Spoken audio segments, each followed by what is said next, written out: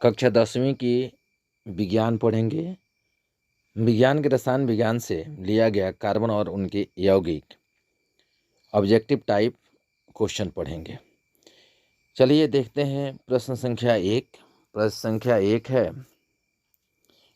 संख्या एक है एथेन का आणविक सूत्र C2H6 है। इसमें अब ये 6 सहसंयोजक अबंध हैं, 8 यानी 8 सहसंयोजक अबंध है, 7 सहसंयोजक अबंध है या 9 सहसंयोजक अबंध है। इसका सही उत्तर हो जाएगा बी। कैसे होगा बी? क्योंकि सी को हम तोड़ेंगे। देखिए एक हो गया। अब इस कार्बन के साथ से कई को हाइड्रोजन जुड़ रहा है, 3 को। इधर से कई को हाइड्रोजन जुड़ रहा है, 3 को। 3 3 को 6 को हुआ, एगो बीच में बंधन है, 7 को हो गया। ये 7 सहसंयोजक अबंध यानी 7 सहसंयोजक अबंध से बंधित रहेगा। अगला प्रश्न है ब्यूटेनोन यौगिक है चतुकार्बन जिसका प्रकार्यात्मक समूह है। तो ब्यूटेनोन कीटोन ग्रुप में जा रहा है। इसका सही उत्तर आपका ऑप्शन नंबर सी होगा। अगला प्रश्न है खाना बनाते समय यदि बर्तन की तली बाहर से काली हो रही है तो इसका मतलब है कि भोजन पूरी तरह से नहीं पका है, ईंधन आर्द्र है, ईंधन पूरी तरह से नहीं जल रहा है। यही आपका सही होगा। ईंधन अच्छी तरह से नहीं जलेगा तो उस बर्तन पर काली जरूर होगा। यानी यदि अच्छी तरह से वह ईंधन नहीं जल रहा है तो अधिक धुआं देगा।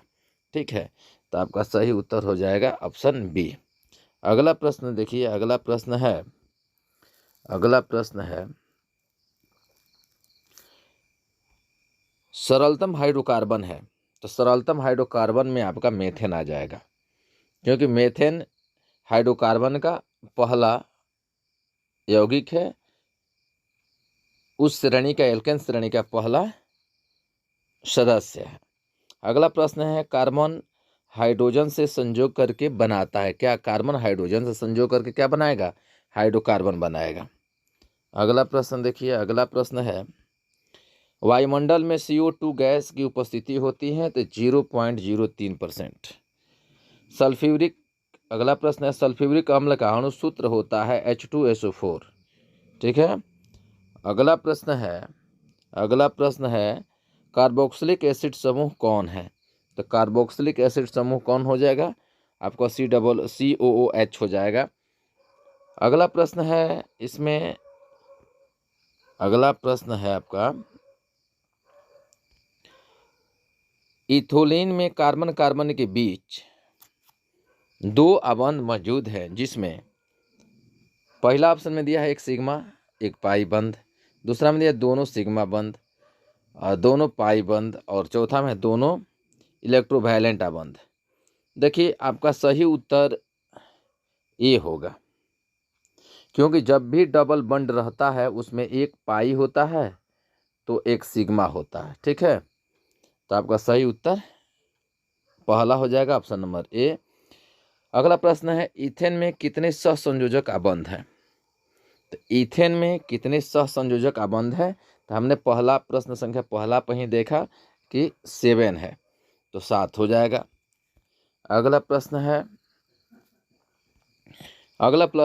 है CnH2n+2 किसका समान सूत्र है? तो एल्केन का है। किसका है? एल्केन का है। नीला थोथा यानी तुतिया का रासायनिक सूत्र होता है CuSO4 5H2O। अगला प्रश्न देखिए। अगला प्रश्न है नाइट्रोजन अणु में कितने सहसंयोजक अबंध होते हैं? तो 3 होते हैं। ठीक है। अगला प्रश्न है संगमरमर का रासायनिक सूत्र क्या होता है? तो आपका CaCO3 होता है। अगला प्रश्न देखिए। अगला प्रश्न है चीनी का रासायनिक सूत्र होता है तो C12H22O11 यानी C12H22O11 होता है। अगला प्रश्न है सोडियम कार्बोनेट का अणु सूत्र होता है Na2CO3। अगला प्रश्न है कार्बोनिल समूह को सूचित किया जाता है। कार्बोनिल समूह को सूचित किया जाता है C से। देखिए सबके साइड में हमने ऑप्शन डाल दिया है, समझ रहे हैं ना, सबके साइड में इसका सही उत्तर डाल दिए हैं। अगला प्रश्न है इथाइल अल्कोहल का अणुसूत्र होता है। इथाइल अल्कोहल का अणुसूत्र क्या हो जाएगा? C2H5OH। अगला प्रश्न देखिए, अगला प्रश्न है निम्नलिखित में से कौन सा एरोमेटिक हाइड्रोकार्बन है? तो निम्नलिखित में कौन सा एरोमेटिक हाइड्रोकार्बन है? तो सही उत्तर एरोमेटिक का आपका सही उत्तर हो जाएगा बेंजीन, C6H6। अगला प्रश्न है निम्न में से किस हाइड्रोकार्बन के 3 आबंध होते हैं?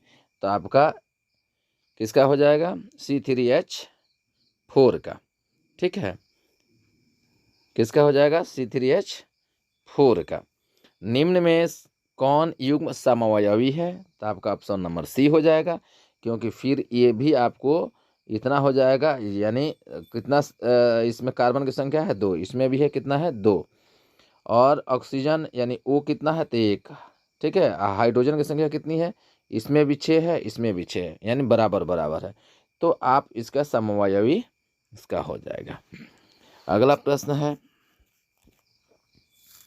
एथेनॉल का क्रियाशील मूलक है। एथेनॉल का क्रियाशील मूलक है, आपका ऑप्शन ए हो जाएगा। ठीक है, निम्नलिखित में या निम्न में से कौन सहसंयोजी यौगिक है? सहसंयोजी यौगिक ध्यान देने वाला चीज है।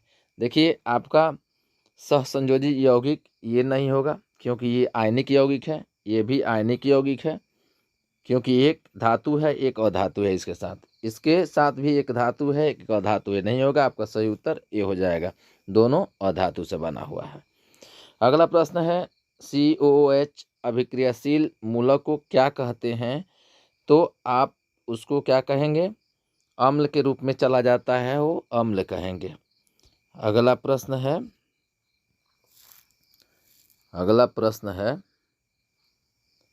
ठीक है, अगला प्रश्न है CHO क्रियाशील मूलक को क्या कहते हैं?